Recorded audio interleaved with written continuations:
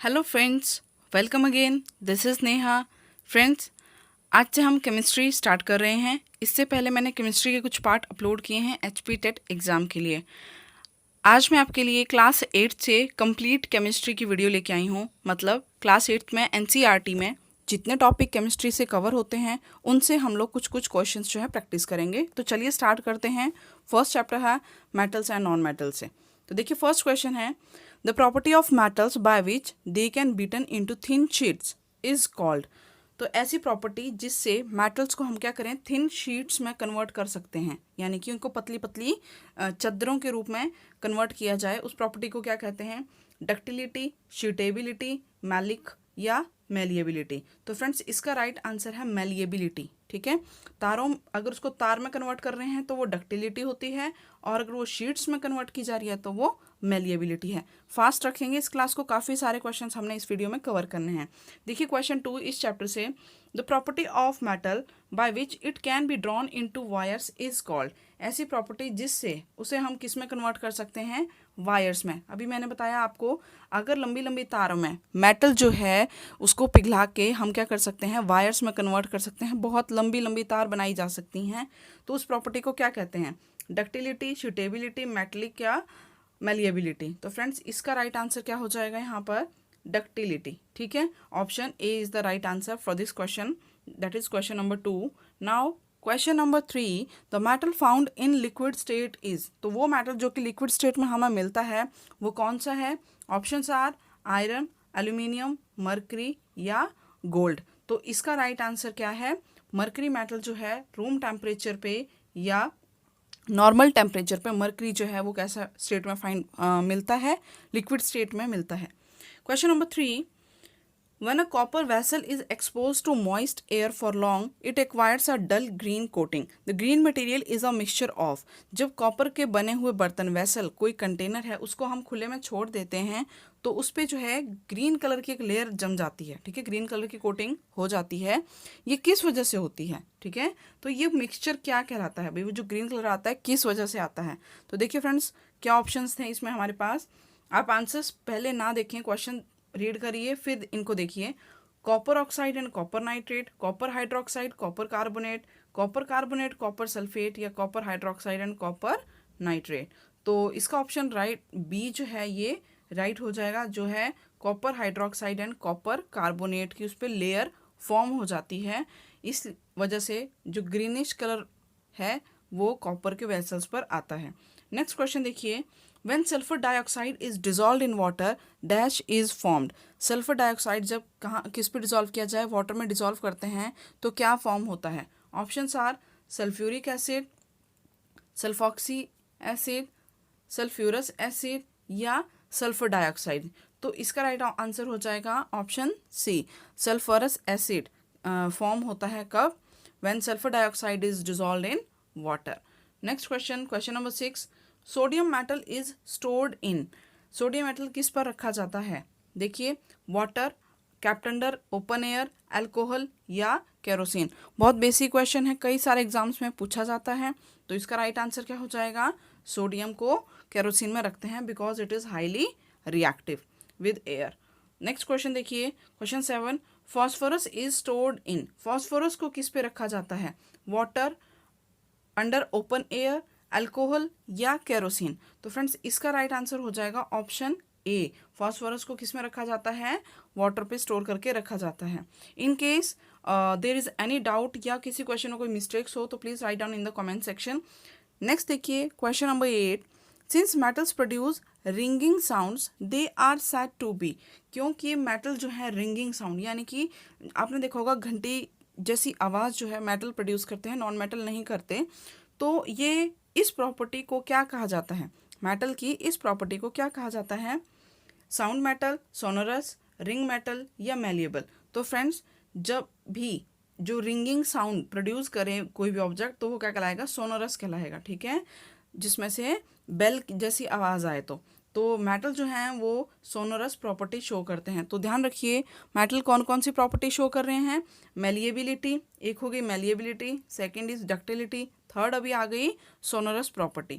Question number 9, A substance which cannot be broken down further by chemical reactions, by cooling, heating और bye electrolysis is called. एक substance जिसे हम further broke down या broke नहीं कर सकते हैं इनटू बाय केमिकल रिएक्शंस, ठीक है, किसी भी तरीके की, तो वो क्या कहलाता है? ऑप्शंस देखिए, मेटल, नॉन मेटल, एलिमेंट या कंपाउंड। तो फ्रेंड वो क्या कहलाता है? एलिमेंट कहलाता है। यानी कि एलिमेंट क्या है? बेसिक है, ठीक है, धातु को हम और टुकड़ों में नहीं तोड़ सकते, ठीक है, तो एलिमेंट इसका राइट आंसर हो जाएगा। नेक्स्ट देखिए question number 10, they are not sonorous and are poor conductor of heat and electricity, these materials are. वो मटेरियल जो कि क्या हैं, ना तो सोनोरस हैं, यानी कि ना तो ये साउंड प्रोड्यूस करते, और साथ में क्या होते हैं? Poor conductors of heat and electricity. So these materials are, इन मटेरियल्स को क्या कहा जाता है?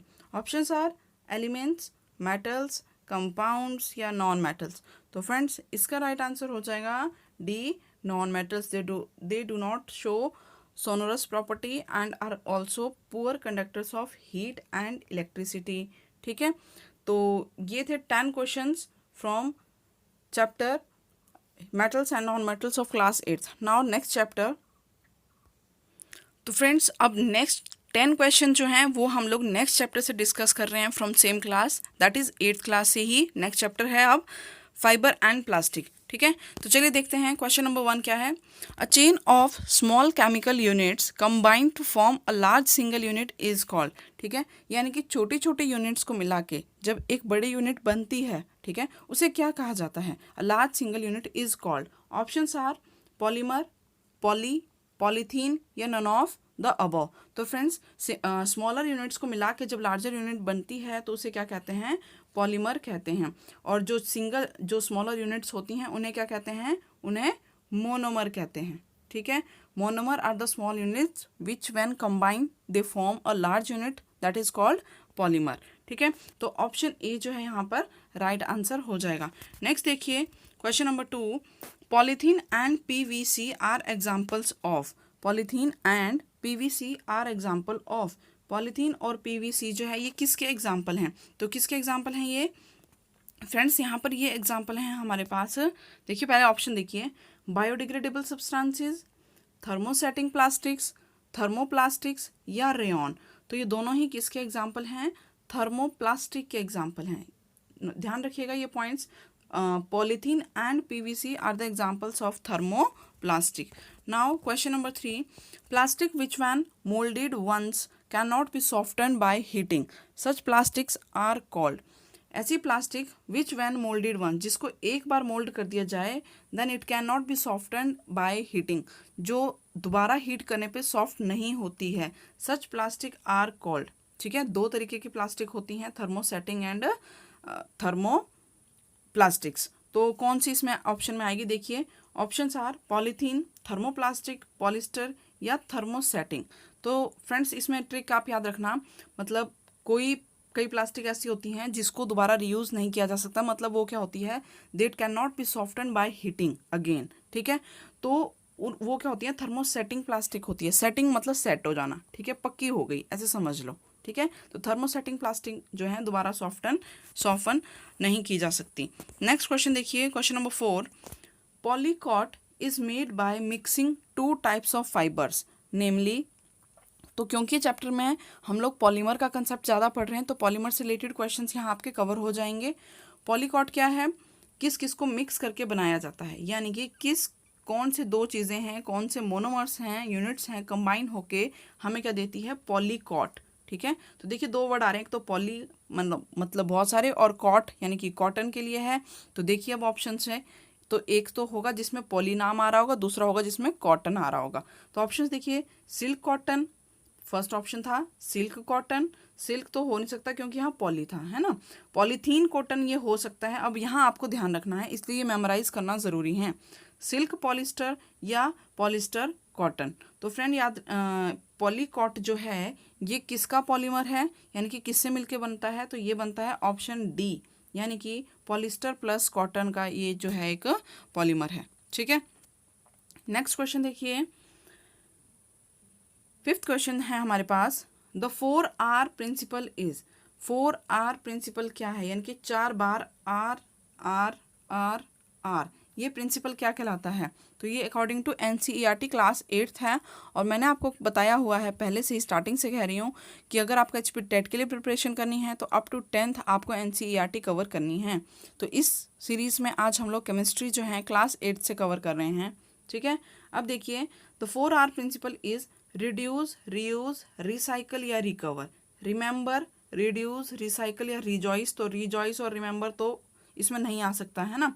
तो फ्रेंड्स, इसमें मैं आपको डायरेक्ट आंसर बता रही हूँ, ऑप्शन ए यहाँ राइट हो जाएगा। क्या? Reduce, reuse, recycle and recover. ये 4 प्रिंसिपल्स मिला के क्या बनाते हैं? हमारा 4R प्रिंसिपल। ये 4 प्रॉपर्टीज, ठीक है। तो किसी भी चीज़ को हमें किसी भी चीज़ की जो यूज़ है वो क्या करना चाहिए? रिड्यूस करना चाहिए, कम यूज़ करना चाहिए, फिर उनको रीयूज़ करना चाहिए, दोबारा यूज़ में लाना चाहिए, रिसाइकलिंग करनी चाहिए, एंड देन रिकवर, फिर दोबारा उनका यूज़ होना चाहिए।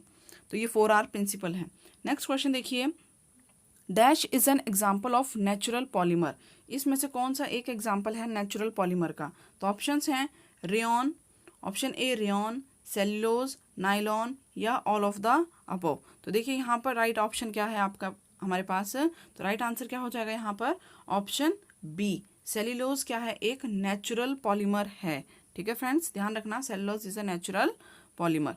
नेक्स्ट देखिए, which of the following is non biodegradable. इसमें से कौन सा नॉन बायोडिग्रेडेबल सब्सटेंस है? Options are woollen cloths, plastic bag, cotton cloth या वुड।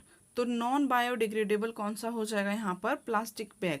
नॉन बायोडिग्रेडेबल से क्या मतलब है? देखो, बायोडिग्रेडेबल वो सब्सटेंसेस होते हैं जो क्या हो जाएं? डिग्रेड हो जाएं, यानी कि जिनकी डिकम्पोजिशन हो जाए, जो सड़ गल जाएं।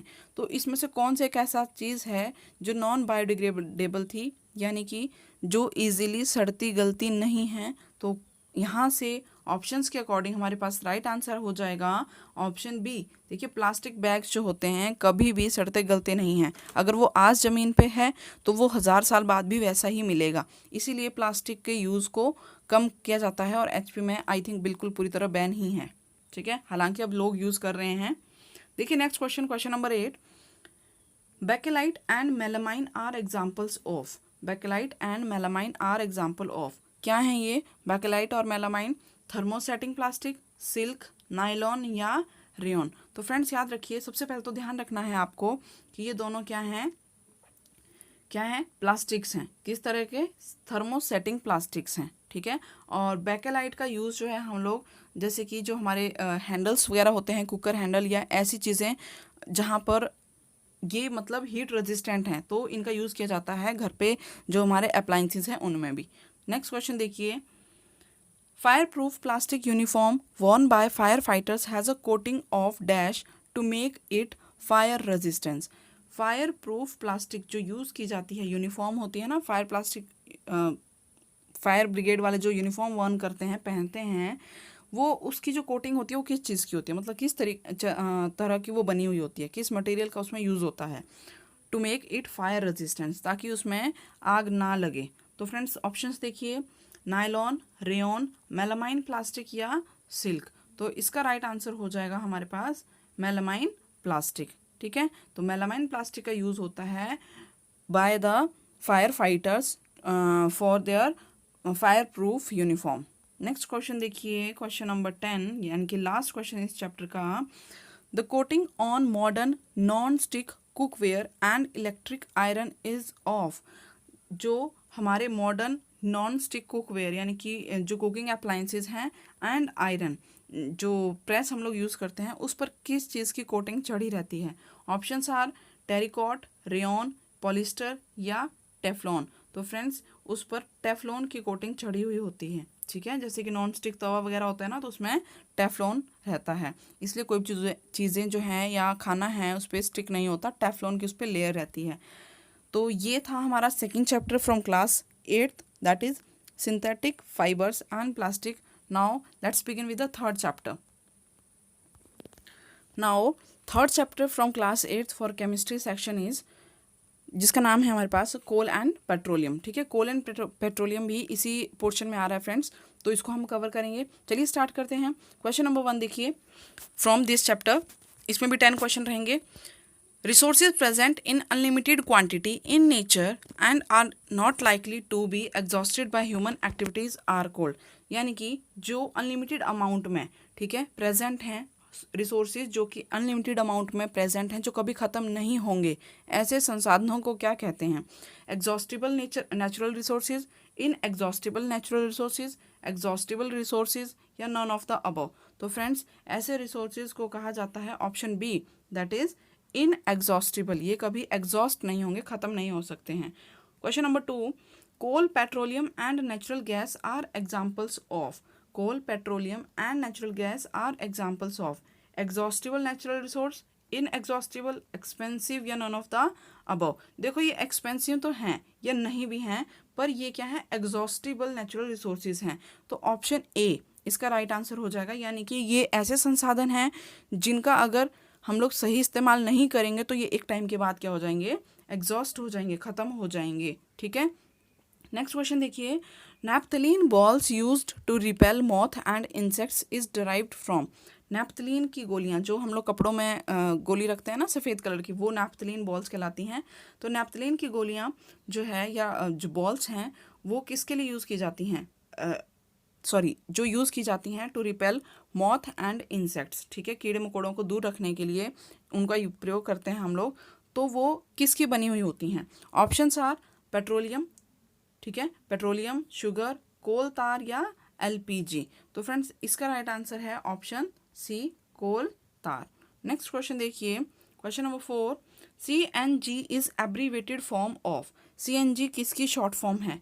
Combined natural gas, option B compressed natural gas, confirmed natural gas, या कंडेम्ड नेचुरल गैस। तो ये किसकी फॉर्म है? CNG. CNG is the form of compressed natural gas, यानी कि ऑप्शन बी यहाँ पर राइट आंसर है हमारे पास।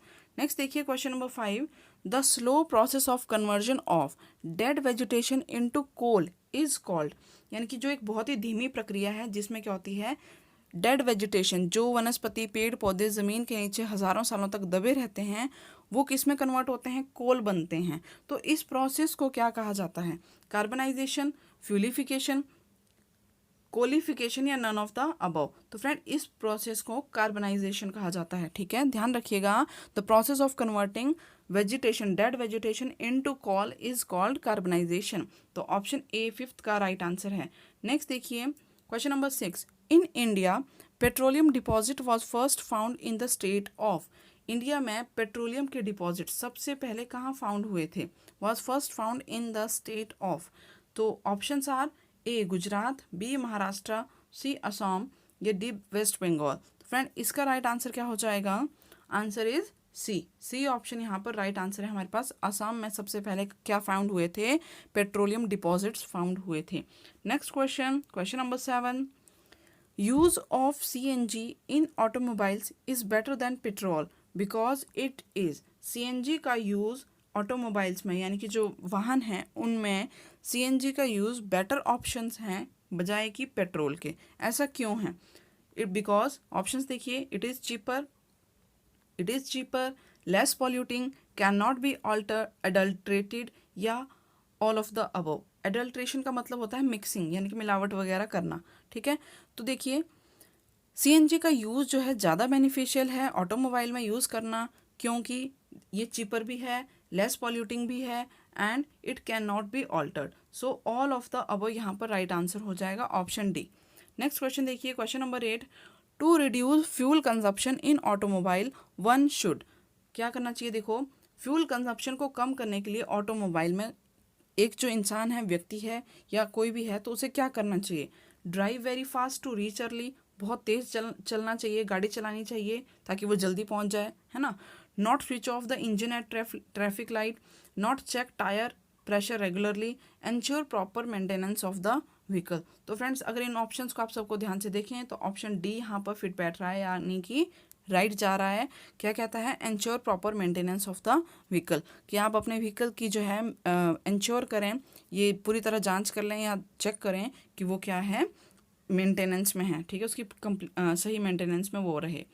नेक्स्ट क्वेश्चन देखिए, 9th question, black gold is actually, जो काला सोना है वो किसे कहा जाता है? देखो, gold which become gold which became black on burning, सोना जो कि जलने पर काला हो जाए उसे ब्लैक गोल्ड कहते हैं। ऑप्शन बी पेट्रोलियम या gold sold in black market, वो सोना जो कि काला बाजार में बेचा जाए, या डायमंड। तो फ्रेंड ध्यान रखिएगा, इंपॉर्टेंट क्वेश्चन है। ऑप्शन बी यहाँ पर राइट आंसर है। पेट्रोलियम को काला सोना यानी कि ब्लैक गोल्ड कहा जाता है, ठीक है। डायमंड को नहीं कहते, पेट्रोलियम को ब्लैक गोल्ड कहा जाता है। So option B is right hair.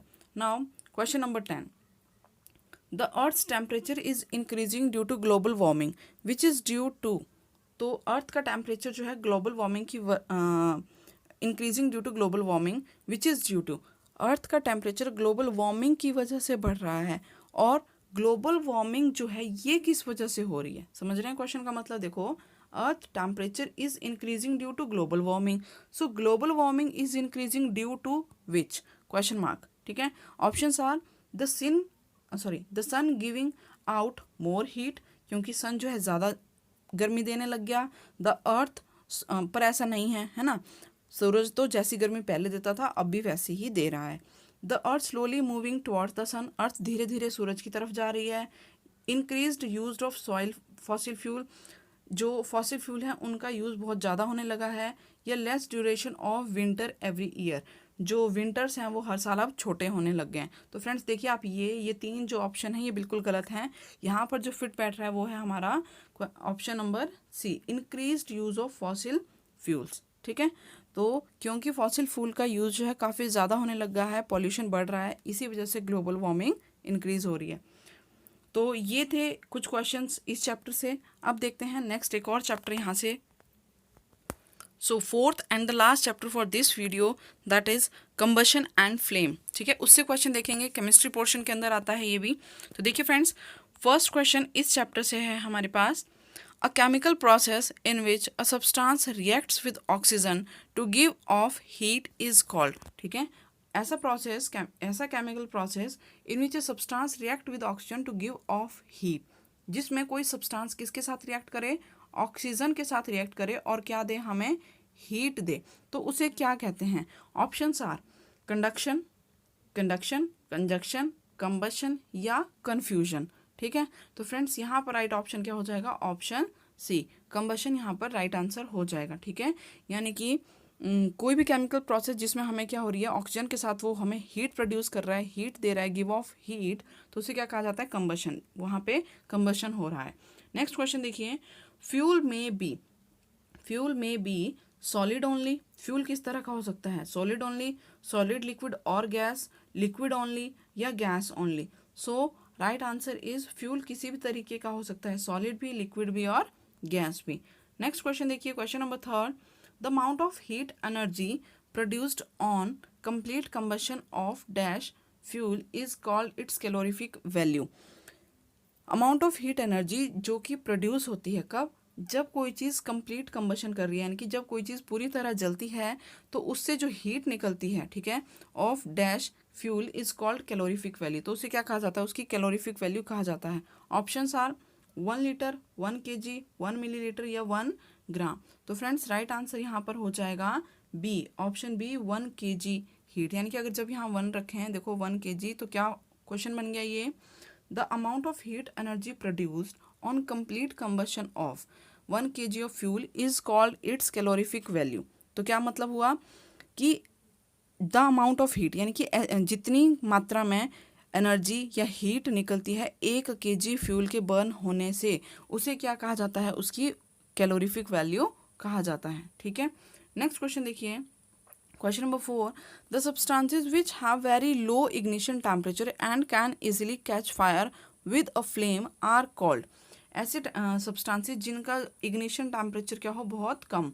Ignition temperature से मतलब है यानी कि tendency to catch the fire, ठीक है, बहुत कितने टेम्परेचर में जल्दी से जल्दी आग पकड़ लेते हैं, ठीक है। कोई चीज़ कितने कम टेम्परेचर में आग पकड़ रही है वो उसका इग्निशन टेम्परेचर है, temperature at which a substance catches fire, ठीक है।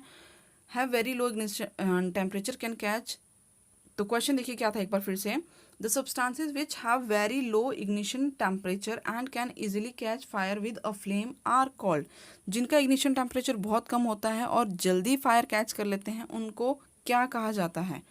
इनफ्लेमेबल सब्सटेंसेस, फ्लेमिंग सब्सटेंसेस, ठीक है, फायर प्रूफ सब्सटेंसेस या नन ऑफ द अबव।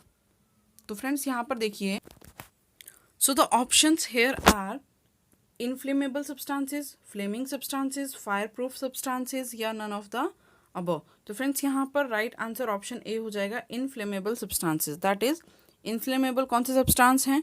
वो सब्सटेंसेस जो फायर जल्दी कैच कर लेते हैं उन्हें इनफ्लेमेबल सब्सटेंसेस कहा जाता है, ठीक है। और इनका जो इग्निशन टेम्परेचर होता है वो क्या होता है? वेरी लो, यानी कि easily they can catch fire. Now next question, question number 5, when we heat water in a paper bowl over a candle the paper does not catch fire because, ठीक है, क्या कह रहे हैं? when we heat water in a paper bowl over a candle means आपने क्या किया, एक पेपर बाउल बनाया, ठीक है, जैसे बच्चे वो कौन बना लेते हैं ना, और उसके नीचे कैंडल रखी और फिर उसको हीट करने की कोशिश की, तो कह रहा है वो कैच फायर इजीली नहीं करेगा। क्यों? Because paper is not inflammable. ऐसा तो है नहीं कि भाई पेपर जलता ही नहीं है ना, paper gets wet due to water, the ignition temperature of the paper is not reached, this is not possible. तो फ्रेंड यहाँ पर देखो राइट आंसर हो जाएगा ऑप्शन सी, ठीक है, क्योंकि पेपर जो है अब गीला हो चुका है तो उसका जो इग्निशन टेम्परेचर है वो बढ़ गया है, इस वजह से अब जो है वो फायर इजीली कैच नहीं कर रहा है, ठीक है। तो ऑप्शन बी मत टिक करके आना इसमें, बिकॉज पेपर गेट वेट, ठीक है भाई। अब नए पेपर के ऊपर पानी डाला हुआ है और उसको बर्न करने की कोशिश कर रहे हैं बाउल बना के, तो क्योंकि वो गीला इसलिए नहीं जलेगा।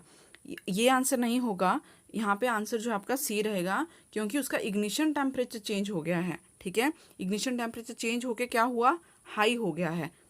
तो नेक्स्ट क्वेश्चन देखिए आप, क्वेश्चन नंबर 6, व्हेन ऑयल और petrol catches fire water is not used to extinguish it because, जब भी पेट्रोल और ऑयल से जब कोई फायर लगती है, आग लगती है, तो उसको बुझाने के लिए पानी का यूज़ नहीं किया जाता है। क्यों नहीं किया जाता? देखिए options, water cover oil and oil Burns under water layer which may not be noticeable, water is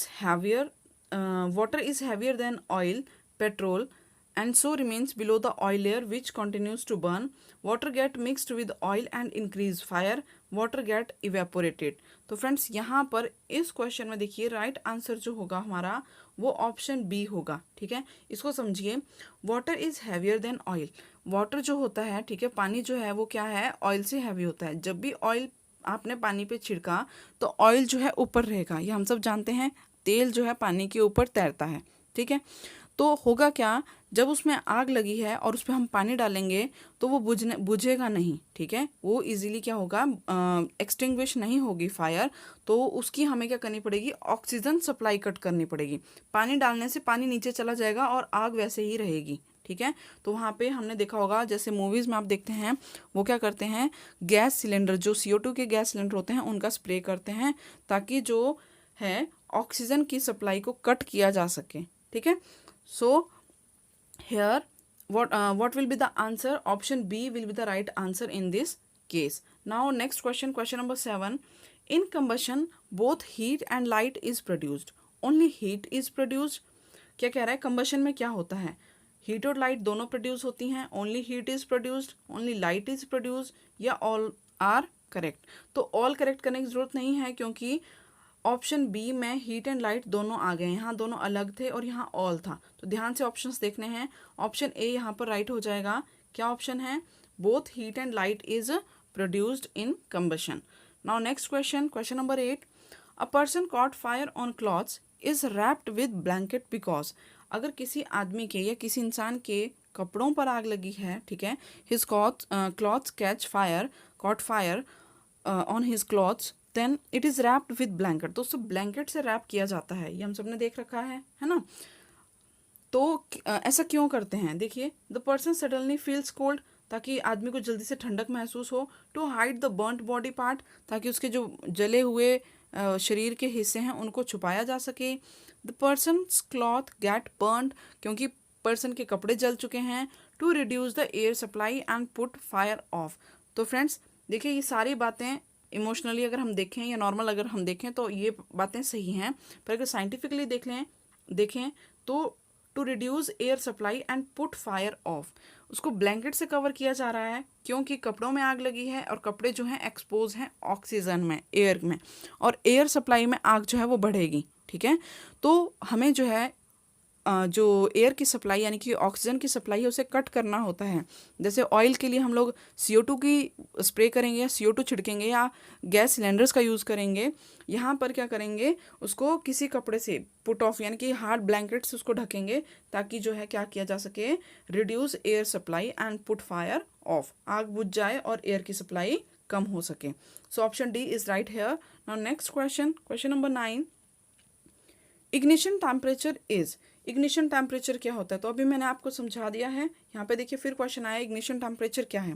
the maximum temperature at which a substance catches fire, the minimum temperature at which a substance catches the fire, temperature of burning substance, temperature in the substance when fire it of. आपको कुछ ध्यान नहीं रखना, बस ये maximum minimum में confuse मत होना। तो इग्निशन टेम्परेचर क्या होता है, मिनिमम टेम्परेचर, भाई कम से कम कितना तापमान में कोई चीज़ आग पकड़ रही है। देखो अगर कोई चीज़ कम टेम्परेचर में जल जा रही है, एग्जाम्पल रूम टेम्परेचर में, या हम चूल्हे में आग जला रहे हैं और लकड़ी या कोई भी चीज़ हम रख रहे हैं और वो आग पकड़ ले रही है, तो वो अच्छी है। जबकि अगर उसको बहुत ज़्यादा गर्मी देनी पड़े, हीट देनी पड़े, उसके बाद वो जल रही है, तो वो उसका इग्निशन टेम्परेचर क्या है, हाई है। इग्निशन होता है मतलब जिस पे वो जलना शुरू कर दे, स्टार्ट हो जाए। ठीक है, तो मिनिमम टेम्परेचर को इग्निशन टेम्परेचर कहा जाता है। ठीक है, तो यहाँ पर ऑप्शन बी यानी कि the minimum temperature at which a substance catches fire, ये राइट हो जाएगा। Now next question and last for this video, the explosion takes place because of. Explosion किस वजह से होता है, बिकॉज ऑफ। देखिए options are release of large amount of gas under pressure due to sudden reaction. एक साथ large amount of gas का जब गैस रिलीज होती है under high pressure due to sudden reaction, कोई भी रिएक्शन हुई एकदम, उस वजह से जो एकदम गैस का निकलना, उसे एक्सप्लोजन कहा जाता है। Release of large amount of heat, बहुत सारी हीट का निकलना। Release of large amount of light, या नन ऑफ द अबव। तो देखो ये दो होंगे नहीं और फर्स्ट जो है यहाँ पर हो सकता है। तो देखिए release of large amount of gas, तो एक्सप्लोजन किसको कहा जाता है, जब ह्यूज अमाउंट ऑफ गैस एक साथ रिलीज होती है। ठीक है, फटती है, बाहर निकलती है तेजी से। फॉर एग्जांपल आप देखिए जो कोल्ड ड्रिंक की बॉटल हम लोग खोलते हैं एकदम से, तो वो अगर उसको थोड़ा आपने हिलाया हो तो वो बाहर निकलती है तेजी से। तो उसमें तो भले ही रिएक्शन हो रहा है, ठीक है, रिएक्शन एंड उसमें क्या होती है, कंप्रेस्ड गैस होती है, तो वो सडनली बाहर निकलती है, एयर टाइट रहती है, बाहर निकलती है, तो वो एक्सप्लोजन की तरह होता है। ठीक है, तो फ्रेंड्स ये थे कुछ क्वेश्चन। अच्छा, इसका राइट आंसर ऑप्शन ए हो जाएगा। तो ये थे क्वेश्चन फ्रॉम NCERT क्लास 8 से हमने आज कवर किए chemistry section. If you like the video please give it like and share the video with your friends. Plus अगर आप चाहते हैं इसी तरह की सीरीज़ यानी कि हर क्लास से केमिस्ट्री, फिजिक्स और बायोलॉजी अगर चाहते हैं तो ये वीडियोस बने, so write down in the comment section, I will try to make the video on these topics also. So see you in the next video. Till then, take care. Bye bye.